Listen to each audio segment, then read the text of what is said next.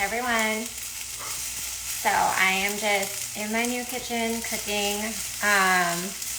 So this is kind of funny. Like, in addition to thinking like I might not get the internet at my house since I've moved, because I'm not even sure what it is. Like, there's some kind of dish outside, but they said that it doesn't have internet. So in addition to that, I'm thinking like I might not, I decided I wasn't getting a microwave either. So a lot of y'all said that like microwaves are really, really bad for you, super bad for your health. They change the nutrient, availability in the food. My cousin actually had gone microwave free like 10 years ago or something. And so I decided not to get a microwave at this house. So basically I'm heating up my rice right now. I guess it's kind of becoming like fried rice. This Mises Caucus video, thanks for asking about that. I have a lot to say there. So basically, I have been on Twitter for a little bit here. Y'all know I've been a libertarian for like over 2 years. I volunteered locally. I helped form my parish executive committee in Lafayette Parish. I served 2 roles, secretary, which is not a desirable, fun role. So I did that, which, it was a lot of just work with the meetings and everything. I think Dave wants to go outside. Hold on, you guys. Dave! Oh, there you go, Lynn. What? There you go. Okay. So Dave is like a country dog now. Okay, we lived in that townhouse like pretty much the whole time I had him. He's only like 5-6 months old, but he's so used to it now. He's like, okay, just open the door, I'm gonna go in the yard. Air fryers make popcorn? I don't know. Oh, look, it was jasmine rice that I cooked, and this is how I'm reheating it because I don't have a microwave, because everyone told me that it's unhealthy, and I was like, you know what, let's just do this. Like, I actually don't have a shower here either. This house is over 100 years old. It only has like this cool clawfoot tub. It's not an original clawfoot tub, unfortunately. I'm probably gonna get a cast iron one later. But yeah, I'm just trying to live like a little bit more old school. So the Mises Caucus thing. So basically, I've been a libertarian for like 2 years. I volunteer. You put your hair up when you're cooking. Oh, wait, that's a man. You're joking. You're teasing me. So yeah, I volunteer for like, well over a year, just like on a parish level. I was secretary. I was SCC rep. Went to all the meetings that were my duty and everything. Did all of that, right? But let's see. Somebody requested. I don't know who you are, sorry. But basically, like, I've had some issues kind of with the fact that, as a mom, as a health freedom mom, the Libertarian Party is like perfect for health freedom moms. And I've been saying this for basically about 2 years. But the Libertarian Party why are they calling you a fed? I'll get there. The Libertarian Party doesn't want to appeal to moms like me. Everyone in the Libertarian Party calls me a fed basically every single day on Twitter, because I wear yoga pants. They say I'm thirsty. They say I'm all these different things. I wear yoga pants because my job since I left healthcare is that I am a fitness coach. I coach clients. I coach clients online and I coach clients in the gym. That's how I make my money. I don't make my money podcasting or anything fun like that. I don't make a ton of money. I am a fitness coach. So when people see me align with my message, they see I work out, they reach out to me. That's how I get clients. So basically people call me, a fed and stuff because they say I popped up right over, out of nowhere onto Twitter and started gaining followers, and they didn't like that. Well, Twitter, changed when Elon Musk took it over. It has freedom of speech. Also, I've been on Instagram, growing my own Instagram all by myself for 2 years. I know how to grow social media. If you understand how to have dialogue and how to engage with, people on the platform, you understand what things are interesting, once you figure it out, it's not that hard to grow. Now, it might be hard to grow exponentially without people who have bigger accounts really aligning with you, but it's not that hard to grow organically. So they're just being haters there. They're going to say like, I just popped right up like someone gave me my followers or something. I'm only about 7,000 on Twitter right now. Someone said I should get a YouTube and monetize. I am going to do YouTube because I'm going to start doing more of like a podcast style. But basically, I ask a lot of questions over there. And one of them is like, why are y'all not attaching to health freedom moms? And why are health freedom moms not attracted to the Libertarian Party? Is it bad marketing? You know, I did a little poll and they all got upset. Is it bad marketing? Is it unfriendly vibes? Or is it just that, you know, like, I guess messaging or something? I don't remember what the third option was. But basically, people, you know, I tagged Mises Caucus and I tagged the Libertarian National Party. I didn't have that many followers then, so I was trying to gain attention to this question and be like, why, you guys? People got so upset. I got tons of messages, message threads all over the place, angry with me, saying, how can I say this? Where did I come from? I've never heard of you before. Every nasty thing in the book, you know, and I was like, okay, you know, I'm trying to have a productive conversation here. Like, I actually mean this. Like, there are health freedom moms and there are millions of them. Why are y'all not aligning? Those are potential voters. Why do you call me a fed or call me out for wearing yoga pants?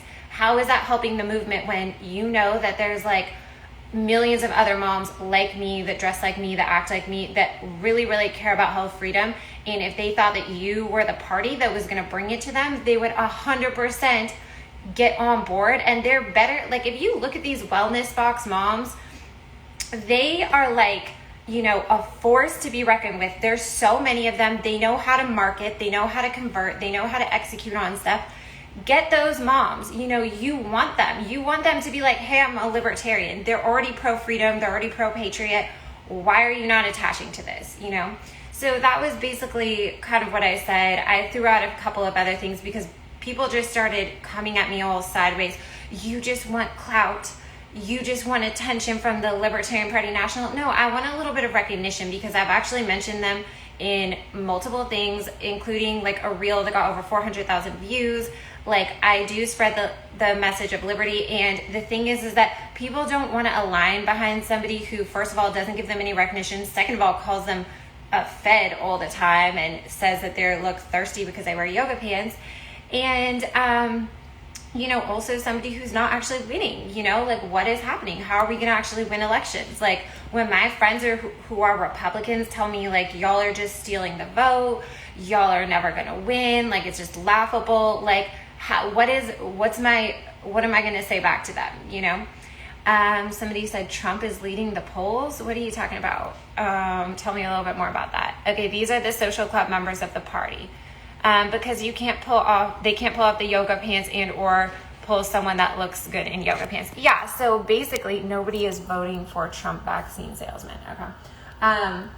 So basically, yeah, people have edited me into all kinds of memes and stuff like that, calling me a fed over and over and over, thinking that it's hilarious. I'm like, but what y'all are doing, because it doesn't hurt my feelings. Like, I don't have feelings about this.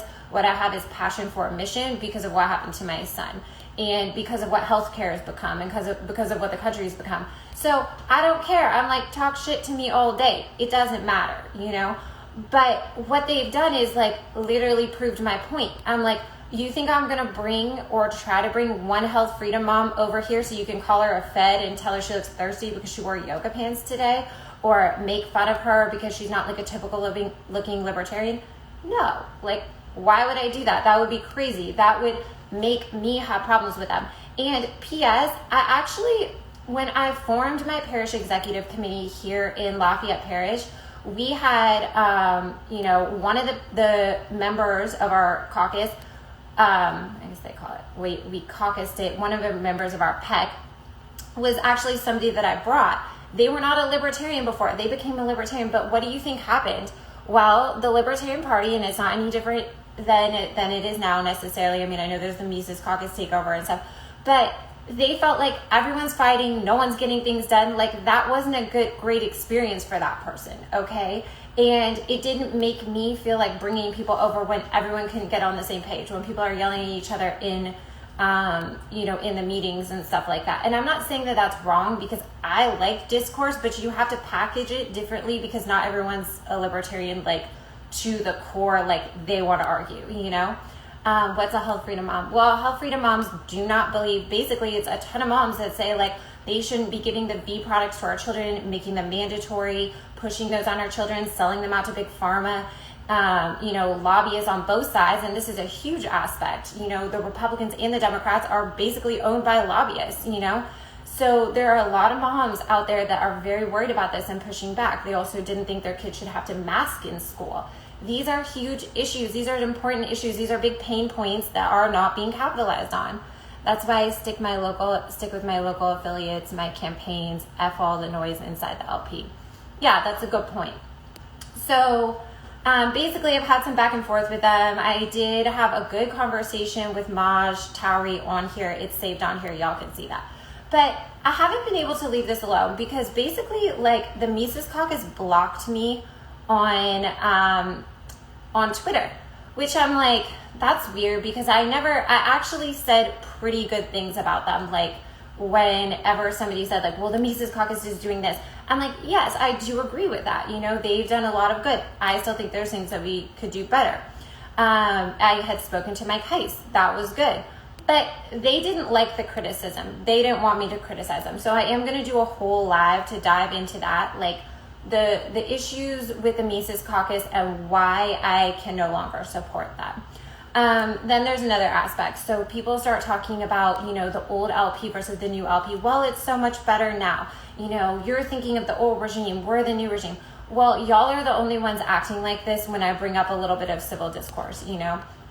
So I can't speak to the old regime because I never really had anything to do with LP National then.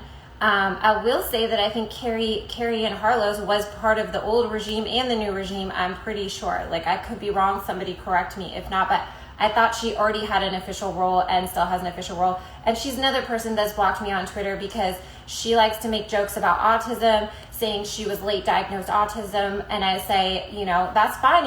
Anyone can be diagnosed for anything that they want. But I want to make you aware that there's a narrative out there that relies on people like you who are fully functioning adults going out and getting an autism diagnosis late in life, even though you don't have issues that are holding you back. Clearly, you're able to help run a political party. So the issue with that is there's a whole narrative around that. Well, first of all, they're increasing the old autism numbers. So now all of a sudden those people count as autism. We didn't have the same explosion we had. They're obscuring the data, and it's disgusting what they're doing. Just gonna say, if you are a fully functioning adult, you are not living with the same thing that a severely neurologically damaged, injured child is living with. And so to go out and say, I got this autism diagnosis and I'm gonna make fun of autism, not everyone's autism is your autism, okay? So I pointed out the fact that there are people with, you know, V product, I can't say that on Instagram, injury that, you know, are classified as autism, that their life is severely impacted. That's not what you're dealing with. Would you like to help people like that? You know, would you like to advocate for them instead of making jokes? Because there are people in Massachusetts right now at the Judge Rottenberg Center who have autism that are literally getting electric shocks as like punishment to try to control their behavior. And the FDA has not been able to overturn this. Apparently they kind of tried at the urging of a lot of different individuals and everything, but it's still going on. So I pointed that out. Would you like to be a part of this? And she blocked me, of course. So I'm like, I don't know what I said. I wasn't rude. I was just to the point. Like, this is just facts. Okay, if you're going to make a joke, I'm going to tell you the answer to your joke. And you're not going to tell me, you know, that like it's fine for you to joke, but it's not fine for me to say anything or stick up for these individuals or make you aware of stuff that's going on in the world.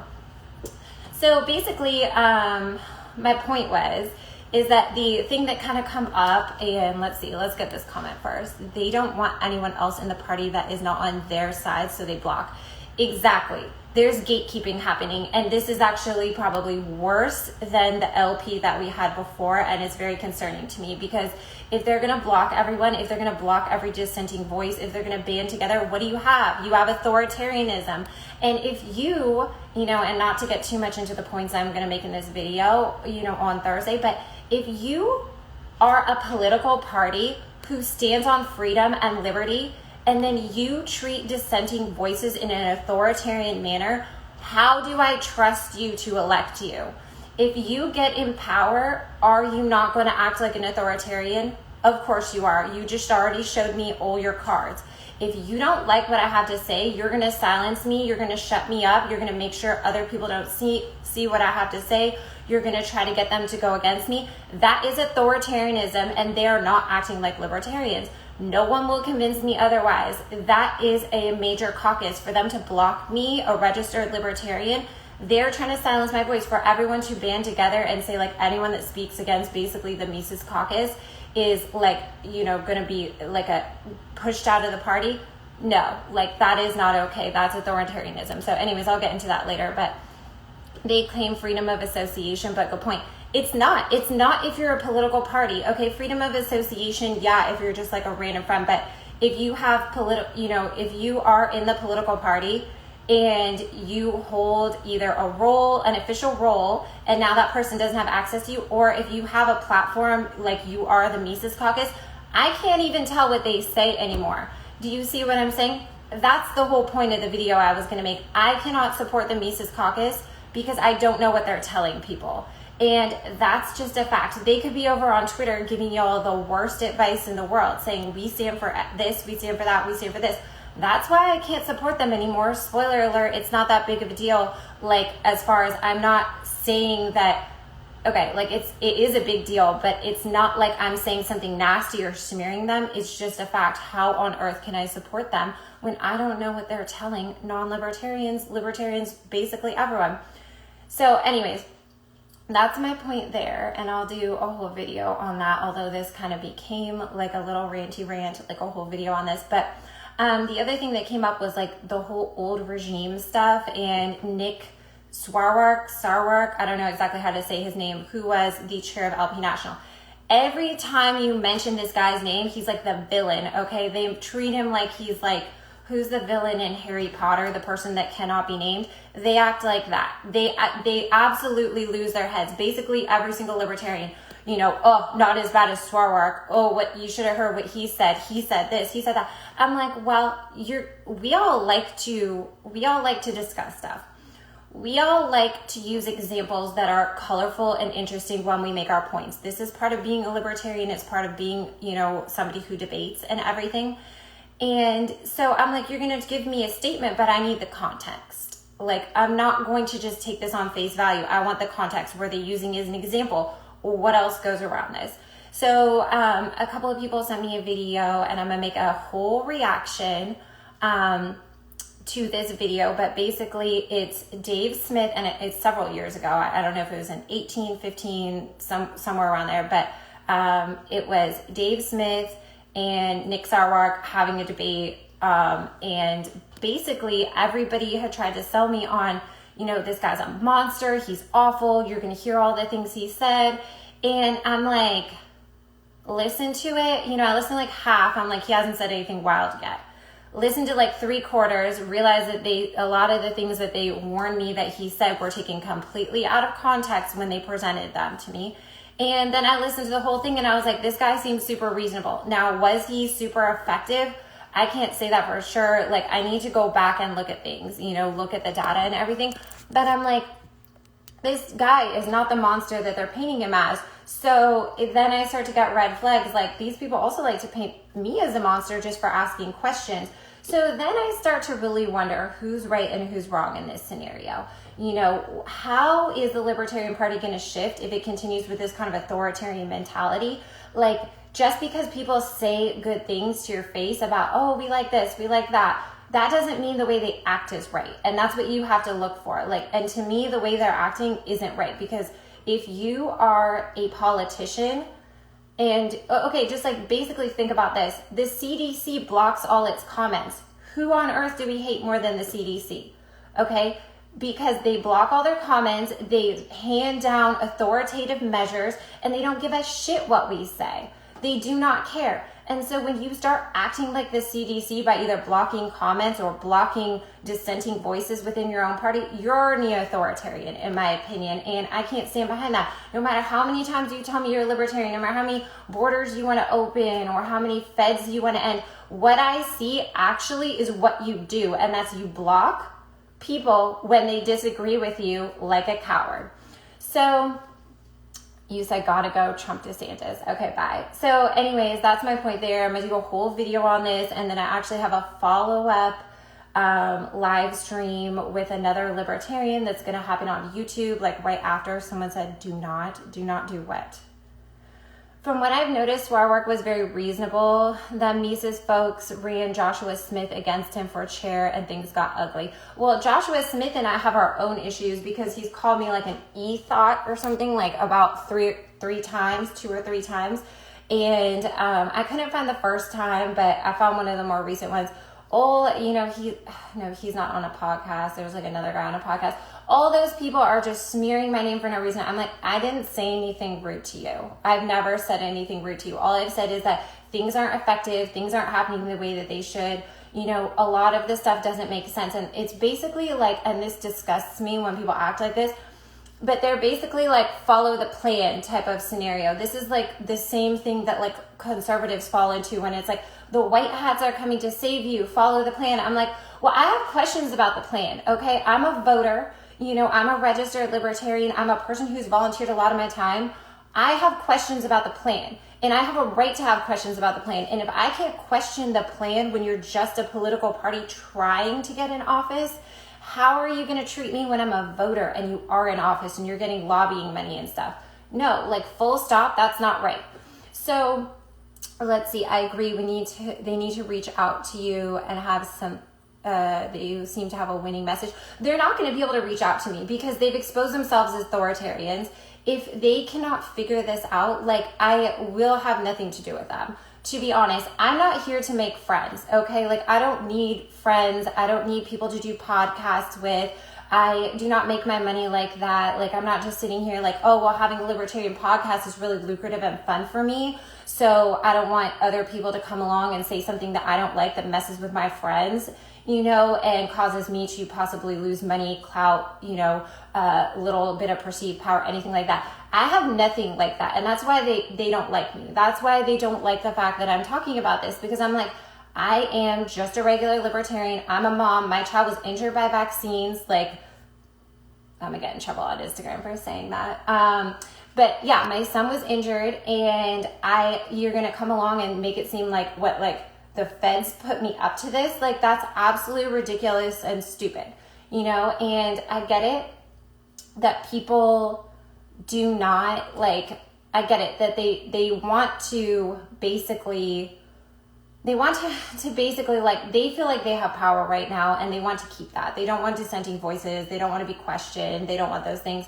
But at the end of the day, that is politics. And if you are going to start blocking other voices, telling other people not to listen to them, calling them names, smearing and stuff, you're just literally the uniparty, but just the yellow one now. So we've got the blue uniparty, we've got the red uniparty, and we've got the yellow uniparty. And what sucks about the yellow uniparty for them is that they don't get any lobbying money. They only get money from podcasts and stuff, but that's sure enough for them to not want me to talk.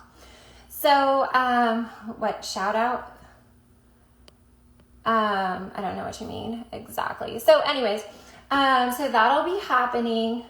Gold, not yellow. I'm sorry. I just picture us all yellow and black and guns. And I think that's why we don't have super appealing marketing. Now, honestly, I do like the Mises Caucus marketing better with the blue and the gold. Sorry, I called it yellow. That looks better. We'll support you. Keep fighting against the Uniparty. Yeah, definitely. We need to push back against lobbyists. And that's why I'm so passionate about the Libertarian Party, is that literally the Libertarian Party, I'm blocking you now because you said LP is yellow, not gold. That's hilarious. The Libertarian Party is the only party to me that has not been infiltrated by big money. And as much as we see that as that's why we don't win races. And I even put out a poll on that. Would you accept big money from, industries and lobbyists and stuff that you didn't agree with if you thought it would get you elected? And a lot of people said yes. And I don't agree with that because I think that's our only power. That's the only thing we have that the Uniparty doesn't have. Why are you going to go try to, it's like if you're just, a unique, okay, let's say when I was younger, I had black, beautiful hair. I have dark eyes, and that's like me, I had that Kim K type of look, whatever, I'm just saying. And that would be like me thinking well, everyone likes blondes right now, instead of just owning who I am and what I have, even if it's different and it's not in style or I somehow feel like it's holding me back, going and bleaching all my hair to be like the other ones. Well, you're just a knockoff now. You're just a knockoff blonde. You're not going to even get as much money as the Uniparty. And you're basically like, you look silly. It didn't work. Your hair's yellow, and just to tell you all, I have to do this now because I'm getting grays because I'm 36. So anyways, y'all get my point. If we if we say we would like compromise our position and just take lobbyist money from industries we don't agree with and stuff, well, we're just the yellow gold version of the Uniparty, and I disagree with that. I think that we have a niche right now because people are starting to see the fact that whether you vote blue or whether you vote red, it's almost like you're voting the exact same thing.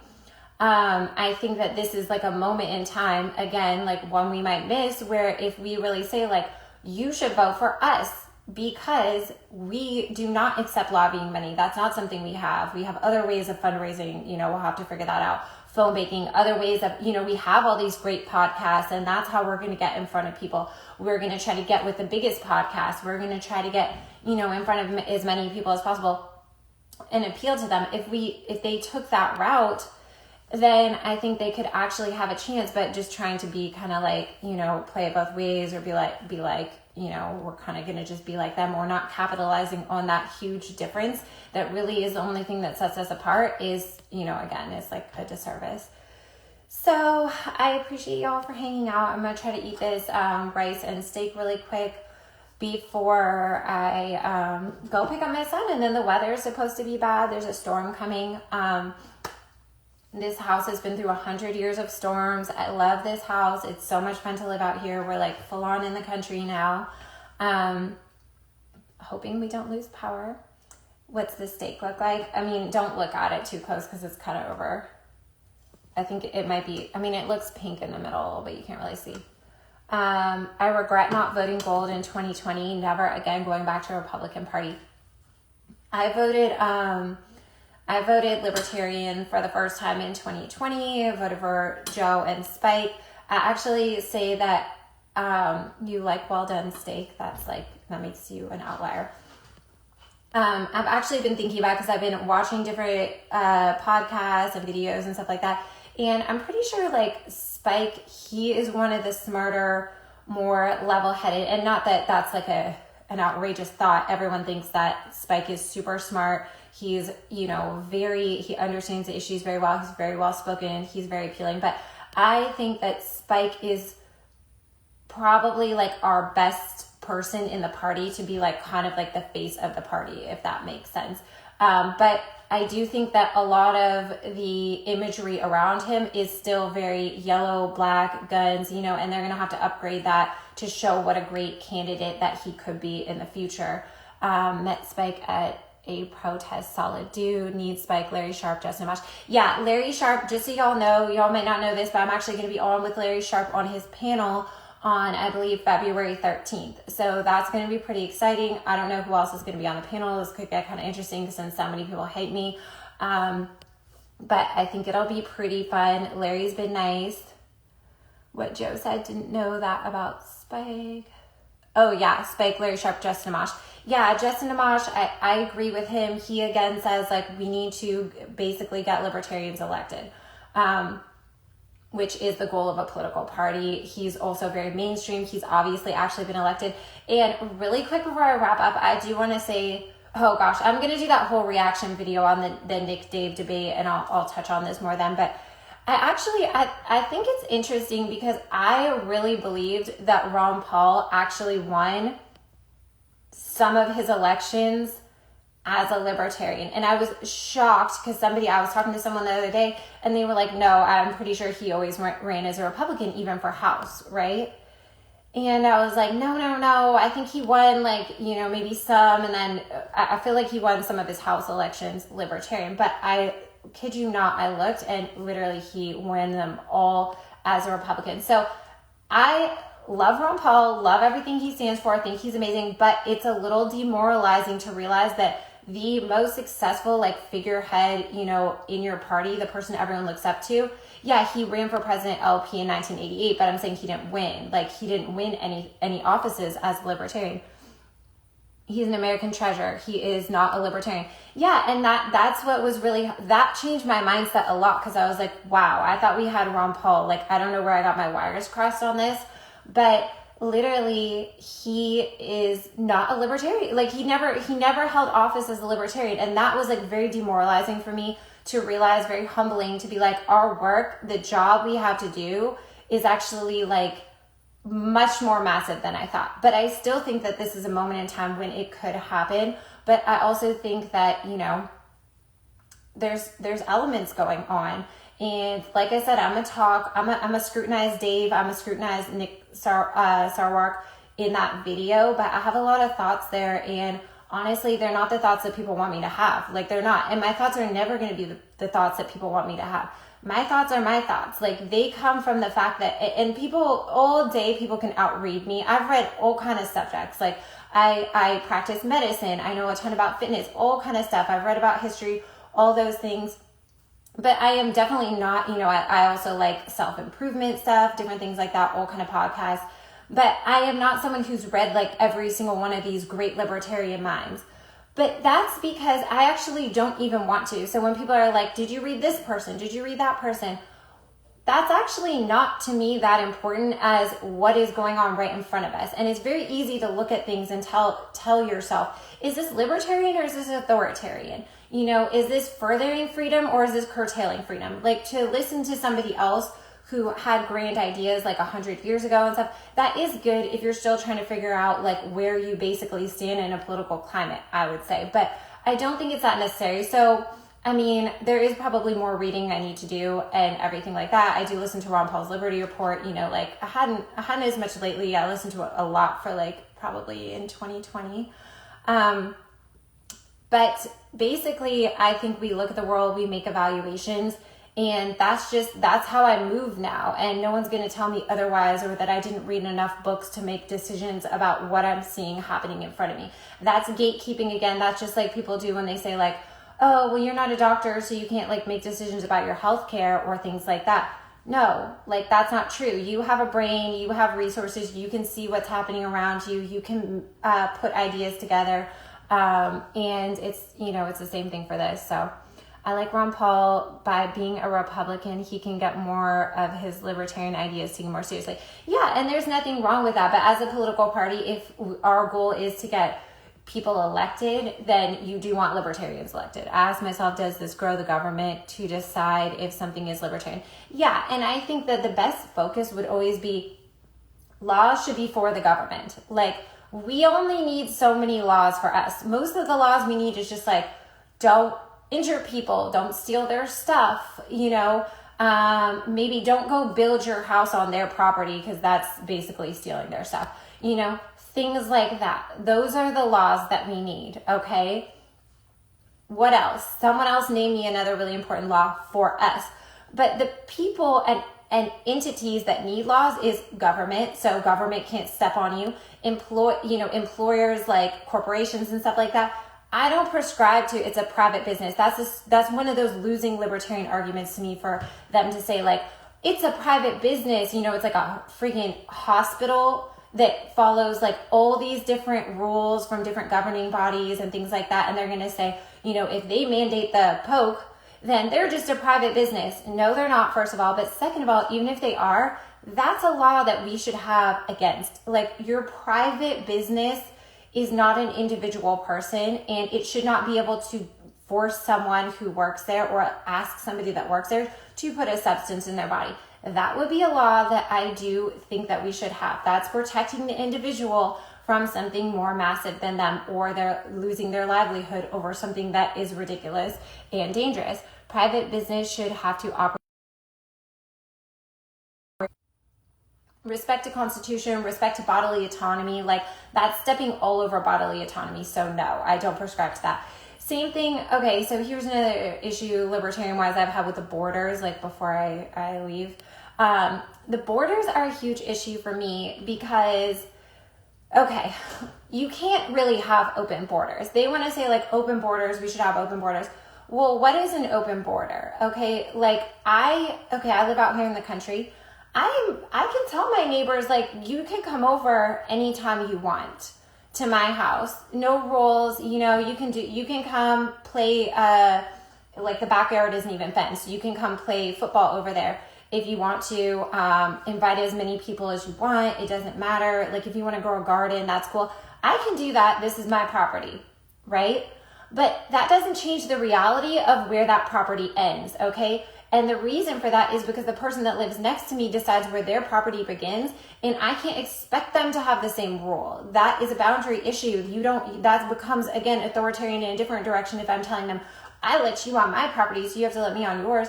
No, you don't get to decide that. And it's the same thing with borders. So you can say all day long, you know, between Canada and Mexico, like, sure, come on over, come on in, but you can't decide for Canada or for Mexico if people can leave freely. You can say like, yeah, we don't really care about borders, but what are they going to say? They're going to say, well, our country starts here.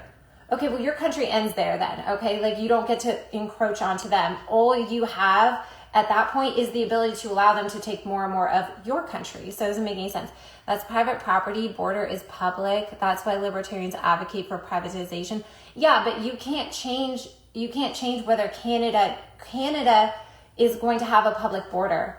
They're not going to do what we want them to do. You can't make Canada, you can't make Mexico decide to go private and have a private property border. So what happens is Canada ends here, and then we don't really know where America starts. Like, that's not defensible. That doesn't make sense. And when they try to say like, let's see, what Joe said, combined with ending the welfare state. Yeah, but the thing is that, okay, so Canada's like, hey, they don't really care about their border anymore. I think we're going to go on and just take a little bit more. Well, look at me. I'm just a female that lives alone here. I have to defend my portion of the border, you know, from foreign invasion.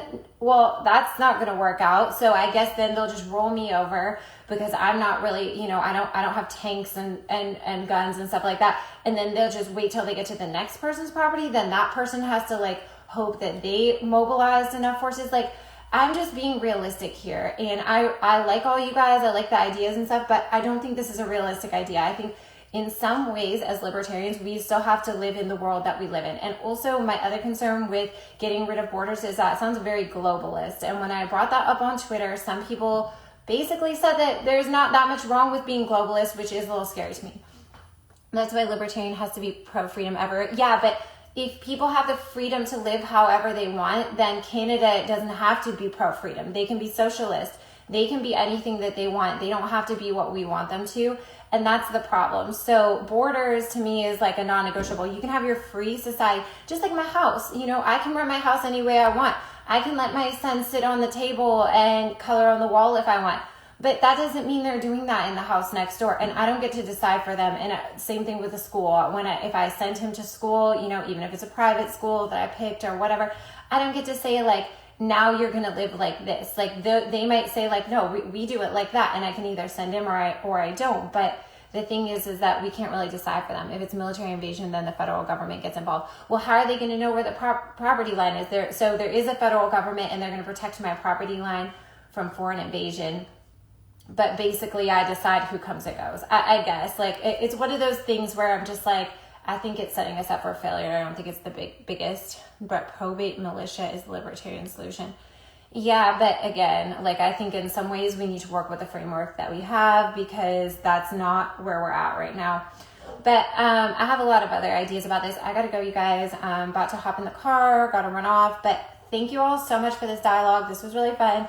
I'm probably not going to upload it right this second, but I will upload this and save it here on Instagram, and watch out for that video on Thursday.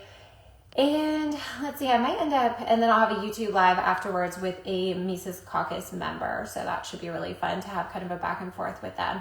Probably be next week before I get to the Dave Smith, Nick Sarwark debate and break that down. I want to try to figure out how to do it on a platform like YouTube so that I can add video clips and stuff like that so y'all can see the stuff that I'm talking about and exactly why I think what I think, but I don't have that technology right now, but I will get it. So doomsday clock is 90 seconds before midnight. Yikes. Okay, y'all have a great day. Thank you so much.